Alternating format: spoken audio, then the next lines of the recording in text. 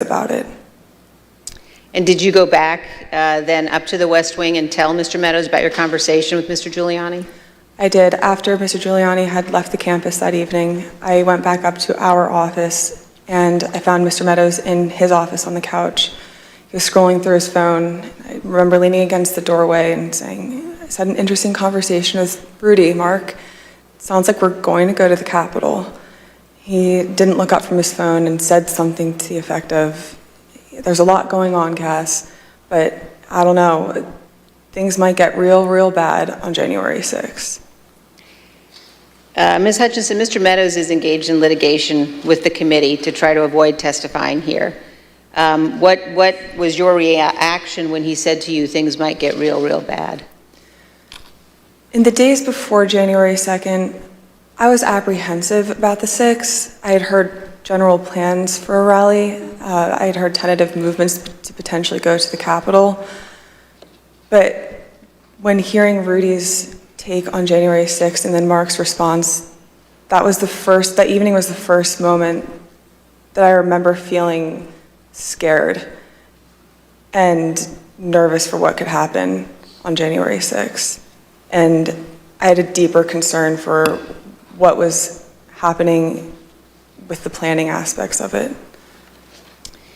Thank you, Ms. Hutchinson. Today, we're going to be focusing primarily on the events of January 5th and 6th at the White House. But to begin and to frame the discussion, I want to talk about a conversation that you had with Mr. John Ratcliffe, the Director of National Intelligence. And you had this conversation in December of 2020.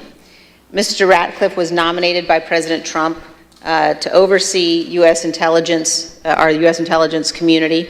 And before his appointment, Mr. Ratcliffe was a Republican member of Congress. As you will see on this clip, Director Ratcliffe's comments in December of 2020 were prescient. My understanding was Director Ratcliffe didn't want much to do with the post-election period. Director Ratcliffe felt that it wasn't something that the White House should be pursuing. It felt it was dangerous for the president's legacy. He had expressed to me that he was concerned that it could spiral out of control and potentially be dangerous, either for our democracy or the way that things were going for the 6th. When you say it wasn't something the White House should be pursuing, what's the it?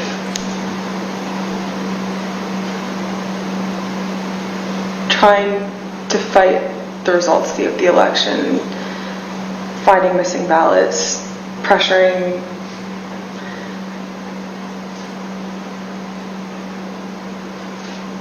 filing lawsuits in certain states where there didn't seem to be significant evidence and reaching out to state legislatures about that. So pretty much the way that the White House is handling the post-election period, he felt that there could be dangerous repercussions in terms of precedent set for elections, for our democracy, for the 6th. He was hoping that we would concede.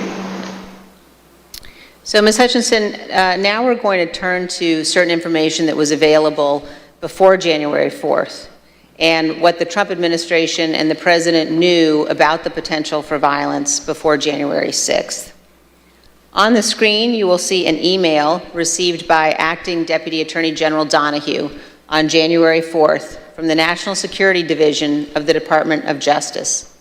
Mr. Donahue testified in our hearings last week. The email identifies apparent planning by those coming to Washington on January 6th to, quote, occupy federal buildings and discussions of, quote, invading the Capitol building. Here's what Mr. Donahue said to us. And we knew that if you have tens of thousands of very upset people showing up in Washington, D.C., that there was potential for violence. The U.S. Secret Service was looking at similar information and watching the planned demonstrations. In fact, their intelligence division sent several emails to White House personnel, like Deputy Chief of Staff Tony Ornato and the head of the President's Protective Detail, Robert Engel, including certain materials listing events like those on the screen. The White House continued to receive updates about planned demonstrations, including information regarding the Proud Boys organizing and planning to attend events on January 6th. Although Ms. Hutchinson has no detailed knowledge of any planning involving the Proud Boys for January 6th, she did note this. I recall hearing the word Oath Keeper and hearing the word Proud Boys closer to the planning of the January 6th rally when Mr. Giuliani would be around. On January 3rd, the Capitol Police issued a special event assessment. In that document, the Capitol Police noted that the Proud Boys and other groups planned to be in Washington, D.C. on January 6th and indicated that, quote, unlike previous post-election protests, the targets of the pro-Trump supporters are not necessarily the counter-protesters as they were previously, but rather Congress itself is the target on the 6th.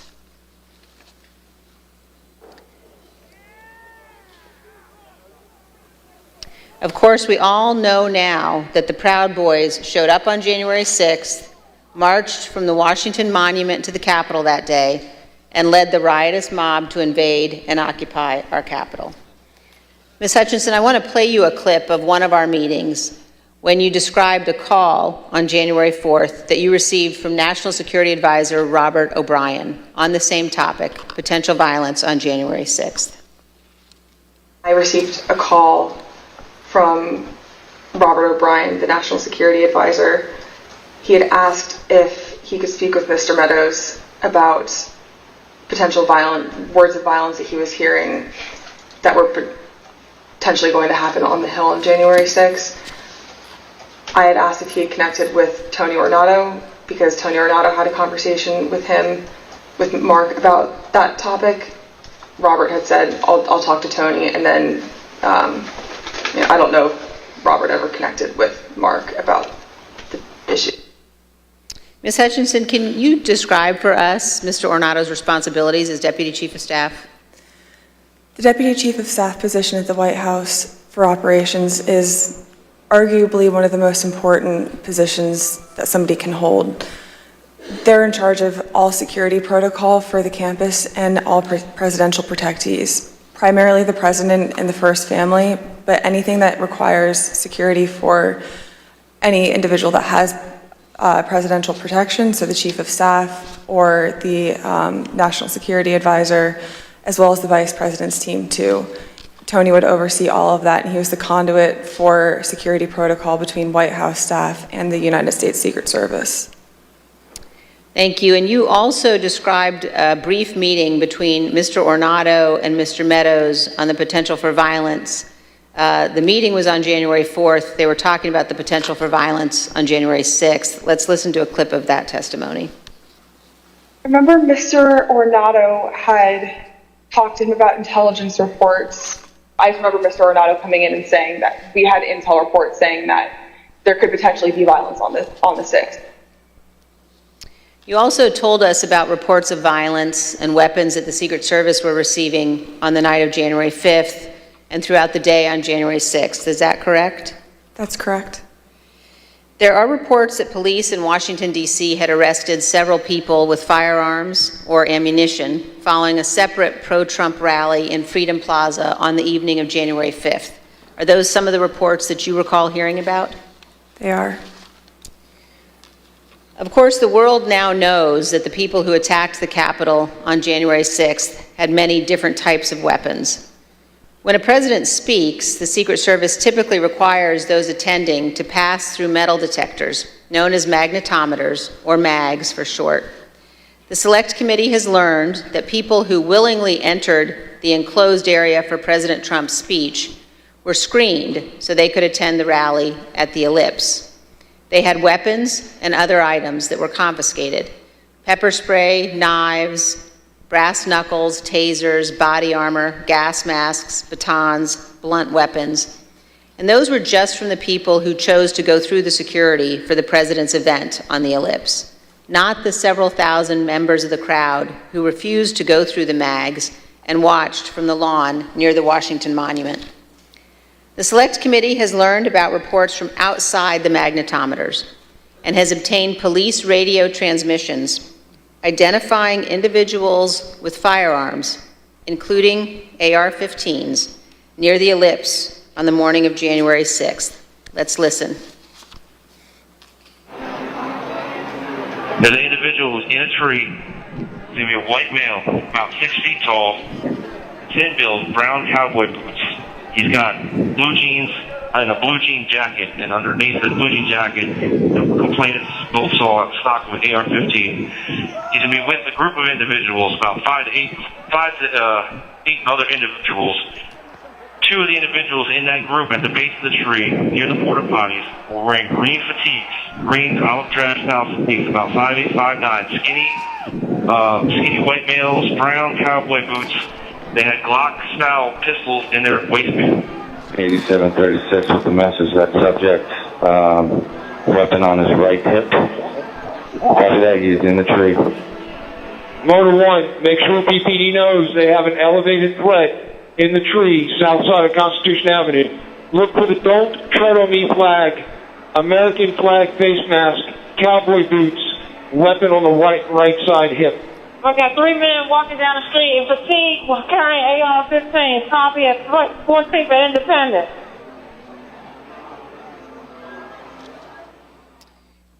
AR-15s at 14th and Independence. As you saw in those emails, the first report that we showed, we now know was sent in the 8 o'clock hour on January 6th. This talked about people in the crowd wearing ballistic helmets and body armor, carrying radio equipment and military-grade backpacks. The second report we showed you on the screen was sent by the Secret Service in the 11 a.m. hour, and it addressed reports of a man with a rifle near the ellipse. Ms. Hutchinson, in prior testimony, you described for us a meeting in the White House around 10 a.m. in the morning of January 6th, involving Chief of Staff Meadows and Tony Ornato. Were you in that meeting? I was. Let's listen to your testimony about that meeting, and then we'll have some questions. I think the last time we talked, you mentioned that some of the weapons that people had at the rally included flagpoles, oversized sticks or flagpoles, bear spray. Is there anything else that you recall hearing about that the people who would gather on the ellipse had? I recall Tony and I having a conversation with Mark probably around 10 a.m., 10:15 a.m., where I remember Tony mentioning knives, guns in the form of pistols and rifles, bear spray, body armor, spears, and flagpoles. Spears were one item, flagpoles were one item, and then Tony had relayed to me something to the effect of, and these effing people are fastening spears onto the ends of flagpoles. And Ms. Hutchinson, here's a clip of your testimony regarding Mr. Meadows' response to learning that the rally attendees were armed that day. What was Mark's reaction, Mr. Meadows' reaction to this list of weapons that people had in the crowd?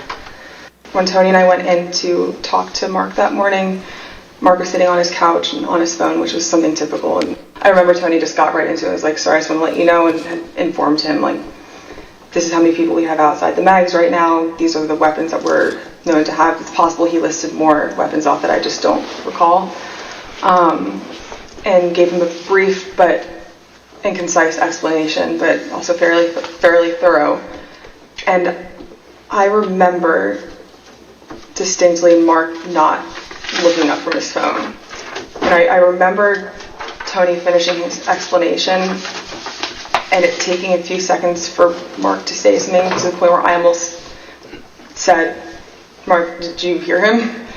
And then Mark chimed in and was like, all right, anything else? Still looking down at his phone. And Tony looked at me and I looked at Tony and Tony said, no, sir, do you have any questions? He's like, what are you hearing?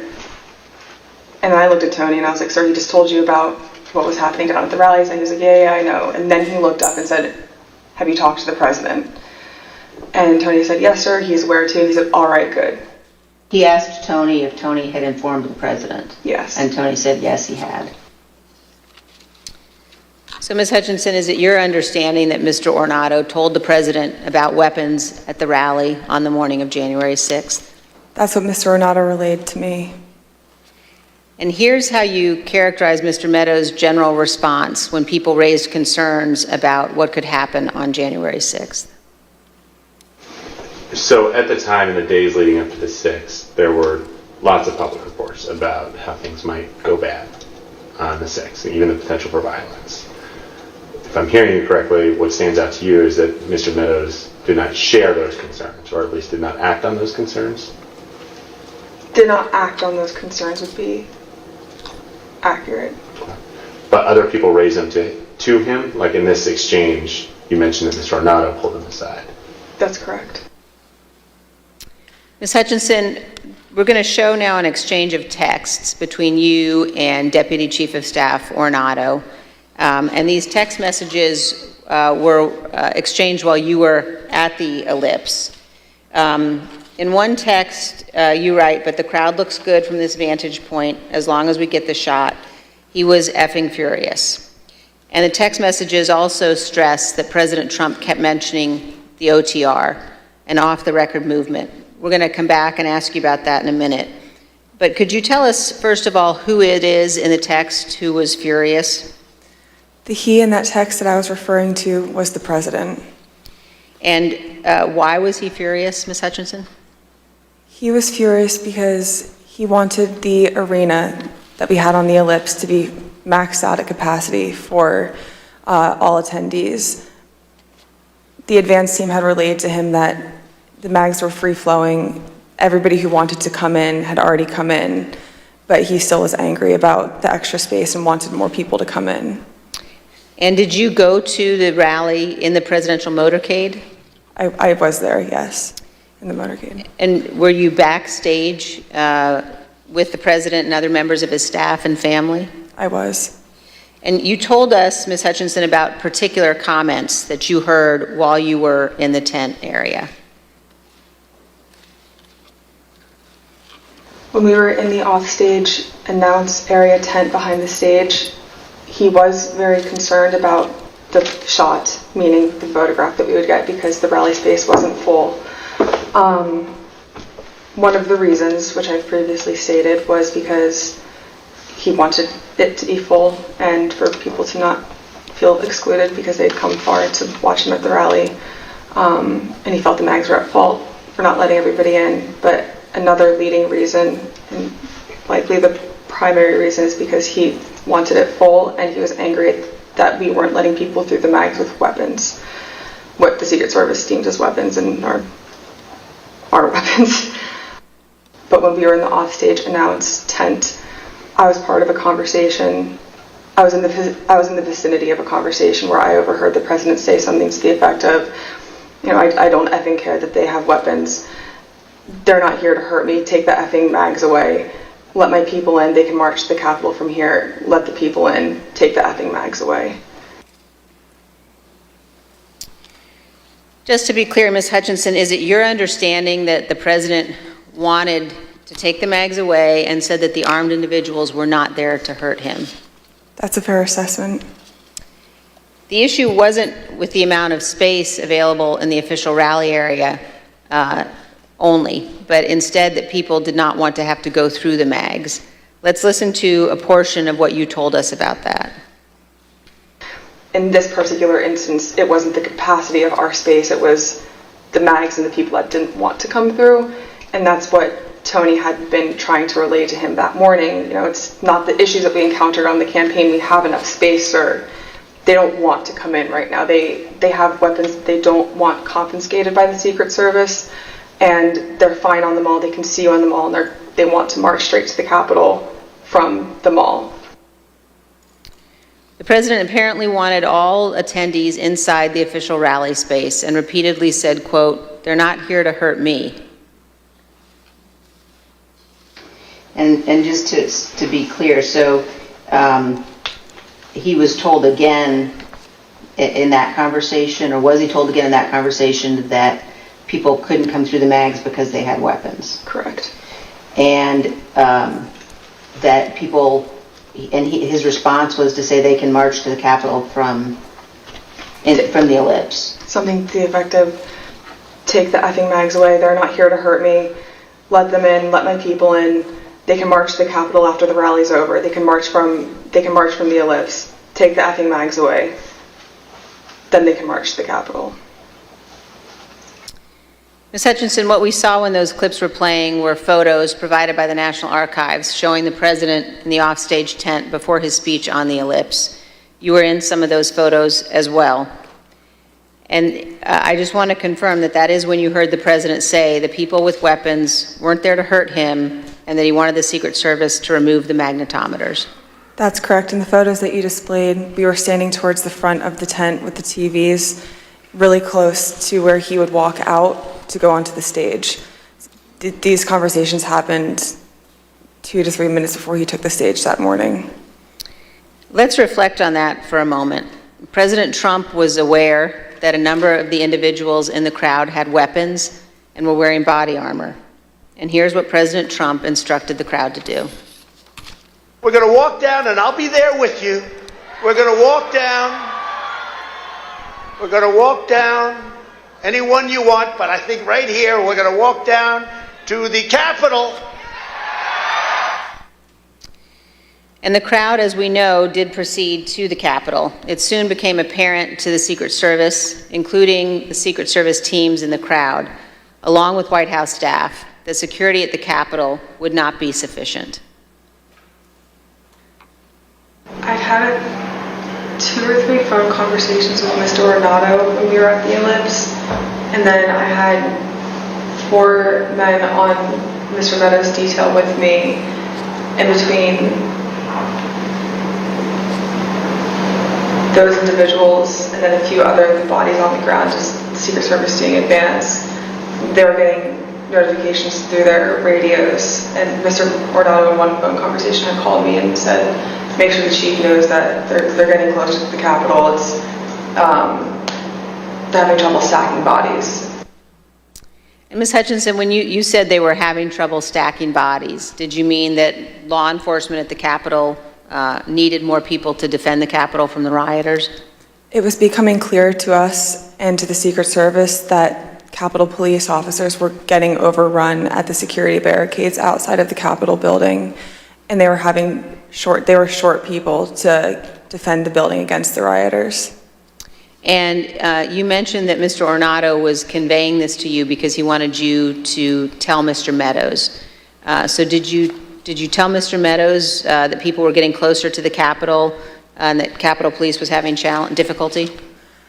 After I had the conversation with Mr. Meadows, after I had the conversation with Mr. Ornato, I went to have the discussion with Mr. Meadows. He was in a secure vehicle at the time making a call. So when I had gone over to the car, I went to open the door to let him know, and he had immediately shut it. I don't know who he was speaking with. It wasn't something that he regularly did, especially when I would go over to give him information. So I was a bit taken aback, but I didn't think much of it, and thinking that I would be able to have the conversation with him a few moments later. And were you able to have that conversation a few moments later? Probably about 20 to 25 minutes later. There was another period in between where he shut the door again, and then when he finally got out of the vehicle, we had the conversation. But at that point, there was a backlog of information that he should have been made aware of.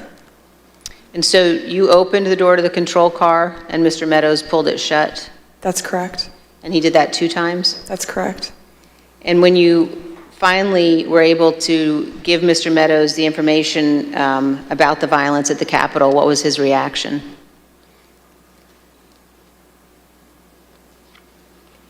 He almost had a lack of reaction.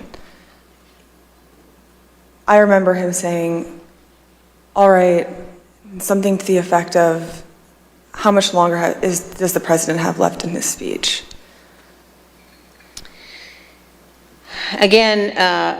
Much of this information about the potential for violence was known or learned before the onset of the violence, early enough for President Trump to take steps to prevent it. He could, for example, have urged the crowd at the Ellipse not to march to the Capitol. He could have condemned the violence immediately once it began, or he could have taken multiple other steps. But as we will see today and in later hearings, President Trump had something else in mind. One other question at this point, Ms. Hutchinson, were you aware of concerns that White House counsel Pat Cipollone or Eric Hirschman had about the language President Trump used in his Ellipse speech? There were many discussions the morning of the 6th about the rhetoric of the speech that day. In my conversations with Mr. Hirschman, he had relayed that we would be foolish to include language that had been included at the president's request, which had lines along to the effect of, fight for Trump, we're going to march to the Capitol, I'll be there with you, fight for me, fight for what we're doing, fight for the movement. Things about the vice president at the time, too. Both Mr. Hirschman and White House counsel's office were urging the speechwriters to not include that language for legal concerns and also for the optics of what it could portray the president wanting to do that day. And we just heard the president say that he would be with his supporters as they marched to the Capitol. Even though he did not end up going, he certainly wanted to. Some have questioned whether President Trump genuinely planned to come here to the Capitol on January 6th. In his book, Mark Meadows falsely wrote that after President Trump gave his speech on January 6th, he told Mr. Meadows that he was, quote, speaking metaphorically about the walk to the Capitol. As you will see, Donald Trump was not speaking metaphorically. As we heard earlier, Rudy Giuliani told Ms. Hutchinson that Mr. Trump planned to travel to the Capitol on January 6th. I want to pause for just a moment to ask you, Ms. Hutchinson, to explain some of the terminology you will hear today. We've heard you use two different terms to describe plans for the president's movement to the Capitol or anywhere else. One of those is a scheduled movement, and another one is OTR. Could you describe for us what each of those mean? A scheduled presidential movement is on his official schedule. It's notified to the press and to a wide range of staff that will be traveling with him. It's known to the public, known to the Secret Service, and they're able to coordinate the movement days in advance. An off-the-record movement is confined to the knowledge of a very, very small group of advisors and staff. Typically, a very small group of staff would travel with him, mostly that are just included in the national security package. You can pull an off-the-record movement together in less than an hour. It's a way to kind of circumvent having to release it to the press, if that's the goal of it, or to not have to have as many security parameters put in place ahead of time to make the movement happen. Thank you. And let's turn back now to the president's plans to travel to the Capitol on January 6th. We know that White House counsel Pat Cipollone was concerned about the legal implications of such a trip, and he agreed with the Secret Service that it shouldn't happen. Ms. Hutchinson, did you have any conversations with Pat Cipollone about his concerns about the president going to the Capitol on January 6th? On January 3rd, Mr. Cipollone had approached me, knowing that Mark had raised the prospect of going up to the Capitol on January 6th. Mr. Cipollone and I had a brief private conversation where he said to me, we need to make sure that this doesn't happen. This would be legally a terrible idea for us. We have serious legal concerns if we go up to the Capitol that day. And he then urged me to continue relaying that to Mr. Meadows, because it's my understanding that Mr. Cipollone thought that Mr. Meadows was indeed pushing this along with the president. And we understand, Ms. Hutchinson, that you also spoke to Mr. Cipollone on the morning of the 6th as you were about to go to the rally on the Ellipse. And Mr. Cipollone said something to you like, make sure the movement to the Capitol does not happen. Is that correct? That's correct. I saw Mr. Cipollone right before I walked out onto West Exec that morning, and Mr. Cipollone said something to the effect of, please make sure we don't go up to the Capitol, Cassidy. Keep in touch with me. We're going to get charged with every crime imaginable if we make that movement happen. And do you remember which crimes Mr. Cipollone was concerned with? In the days leading up to the 6th, we had conversations about potentially obstructing justice or defrauding the electoral count. Let's hear about some of those concerns that you mentioned earlier in one of your interviews with us. Having a private conversation with Pat late in the afternoon of the 3rd or the 4th, that Pat was concerned it would look like we were obstructing justice or obstructing the electoral college count. And I apologize for probably not being very firm with my legal terms here, but that it would look like we were obstructing what was happening on Capitol Hill. And he was also worried that it would look like we were inciting a riot or encouraging a riot to erupt on the Capitol, at the Capitol. In fact, in the days before January 6th and on January 6th itself, President Trump expressed to multiple White House aides that he wanted to go to the Capitol after his speech. Here's what various White House aides have told the committee about the president's desire to go to the Capitol. Did the president tell you this, that he wanted to speak at the Capitol? Correct, yes. During the meeting in the dining room, did the idea of the president proceeding or walking to the Capitol on the 6th after his speech come up? Walking to the Capitol? No. Driving to the Capitol? It came up. Okay, how did it come up and what was discussed? He brought it up. He said, I want to go down to the Capitol. What about him marching to the Capitol on the 6th? Yes. Tell us about that. So, it's kind of a general thing. I mean, to get into the specifics of it, I was aware of the desire of the president to potentially march to the or accompany the rally attendees to the Capitol. When did you first hear about this idea of the president accompanying rally attendees to the Capitol on the 6th? Well, this was at the 6th. This was during the after he finished his remarks. When the president said that he would be going to the Capitol during his speech on the ellipse, the Secret Service scrambled to find a way for him to go. We know this from witnesses and the Secret Service, also from messages among staff on the President's National Security Council. The NSC staff were monitoring the situation in real time, and you can see how the situation evolved in the following chat log that the committee has obtained. As you can see, NSC staff believed that Mogul, the president, was, quote, going to the Capitol, and, quote, they are finding the best route now. From these chats, we also know the staff learned of the attack on the Capitol in real time. When President Trump left the ellipse stage at 1:10, the staff knew that rioters had invaded the inaugural stage and Capitol Police were calling for all available officers to respond. When Republican leader Kevin McCarthy heard the president say he was going to the Capitol, he called you, Ms. Hutchinson. Isn't that right?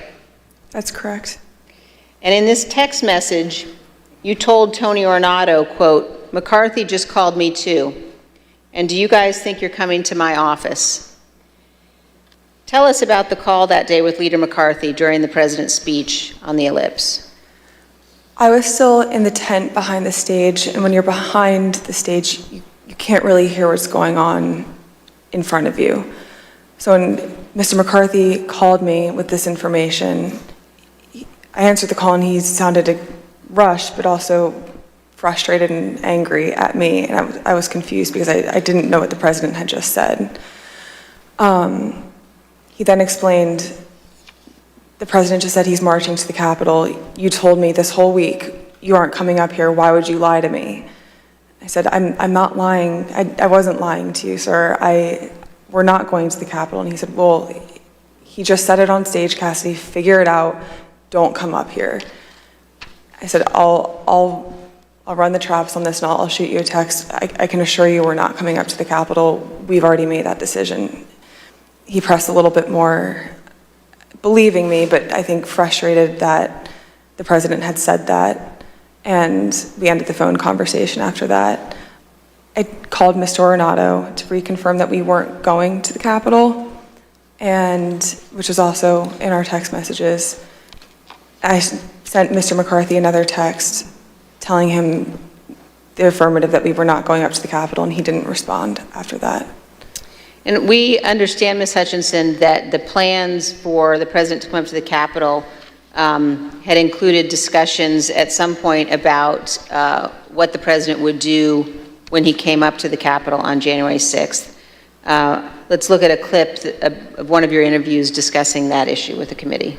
When you were talking about a scheduled movement, did anyone say what the president wanted to do when he got here? No. Not that I can specifically remember. I remember hearing a few different ideas discussed between Mark and Scott Perry, Mark and Rudy Giuliani. I don't know which conversations were elevated to the president. I don't know what he personally wanted to do when he went up to the Capitol that day. I know that there were discussions about him having another speech outside of the Capitol before going in. I know that there was a conversation about him going into the House chamber at one point. As we've all just heard, in the days leading up to January 6th, on the day of the speech, both before and during and after the rally speech, President Trump was pushing his staff to arrange for him to come up here to the Capitol during the electoral vote count. Let's turn now to what happened in the president's vehicle when the Secret Service told him he would not be going to the Capitol after his speech. First, here is the president's motorcade leaving the ellipse after his speech on January 6th.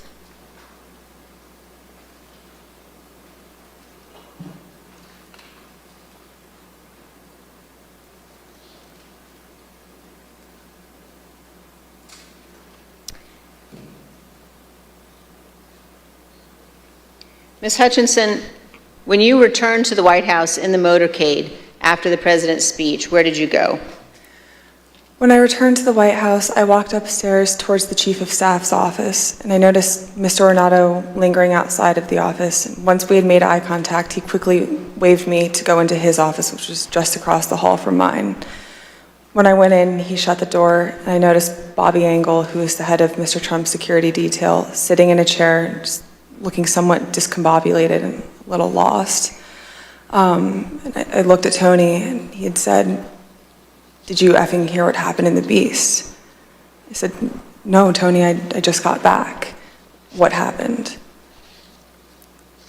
Tony proceeded to tell me that when the president got in the Beast, he was under the impression from Mr. Meadows that the off-the-record movement to the Capitol was still possible and likely to happen, but that Bobby had more information.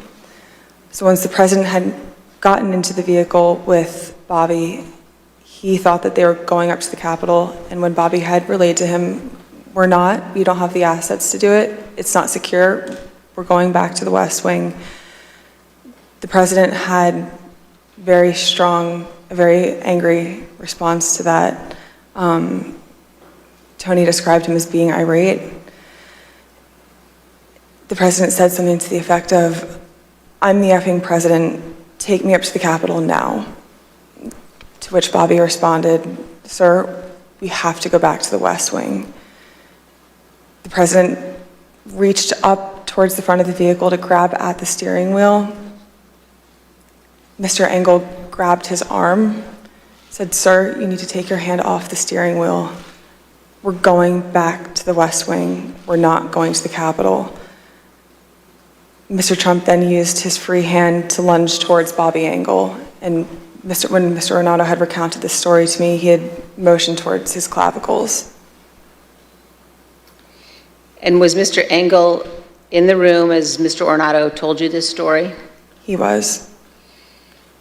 Did Mr. Engel correct or disagree with any part of the story from Mr. Ornato? Mr. Engel did not correct or disagree with any part of the story. Did Mr. Engel or Mr. Ornato ever after that tell you that what Mr. Ornato had just said was untrue? Neither Mr. Ornato nor Mr. Engel told me ever that it was untrue. And despite this altercation, this physical altercation, during the ride back to the White House, President Trump still demanded to go to the Capitol. Here's what Kayleigh McEnany, the White House press secretary at the time, wrote in her personal notes and told the committee about President Trump's desire to go to the Capitol after returning to the White House. When you wrote POTUS wanted to walk to the Capitol, was that based solely on what the president said during his speech or anything that he or anybody else said afterwards? So to the best of my recollection, I believe when we got back to the White House, he said he wanted to physically walk with the marchers, and according to my notes, he then said he'd be fine with just riding the beast. But to the best of my recollection, he wanted to be a part of the march in some fashion. Okay, and just for the record, the beast refers to the presidential limousine? Yes. President Trump did not go to the Capitol that day. We understand that he blamed Mark Meadows for that. So prior to leaving the rally site, when he got off the stage and everybody was making the movement back to the motorcade, I had overheard Mr. Meadows say to him then, as I had prior to Mr. Trump taking the stage that morning, that he was still working on getting an off-the-record movement to the Capitol. So when Mr. Trump took the stage, he was under the impression via Mr. Meadows that it was still possible. So when he got off the stage, I had relayed to Mr. Meadows that I had another conversation with Tony. The movement was still not possible. Mr. Meadows said, okay. And then as they proceeded to go to the motorcade, and Mr. Meadows had reiterated, we're going to work on it, sir. Talk to Bobby. Bobby has more information. Mark got into his vehicle, to my understanding. Trump got into the Beast.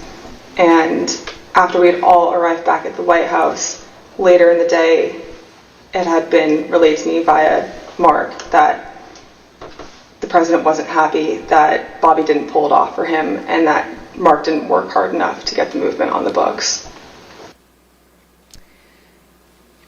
The physical altercation that Ms. Hutchinson described in the presidential vehicle was not the first time that the president had become very angry about issues relating to the election. On December 1, 2020, Attorney General Barr said in an interview that the Department of Justice had not found evidence of widespread election fraud sufficient to change the All right, my outcome. friends, our time allotted is up. We only have 40 seconds left. This is an intriguing, absolutely fascinating, devastating testimony given by Cassidy Hutchinson. This last couple of moments regarding the physical altercation by the Tribulation Trump to the driver is chilling. However, I must make my exit. I pray that you will find other outlets on which you can hear this fascinating testimony. Thank you so very much for viewing this on the Manning Report. And I want to remind everybody, we are in the tribulation. Don't get emotional by taking sides with this one or that one. This is all controlled by the prophecy of the Lord Jesus Christ. And having said that, I want to say to you, peace out. The Mellon Bank to Judge Bluth and to Judge Francis A. Kahn III, we shall not be moved.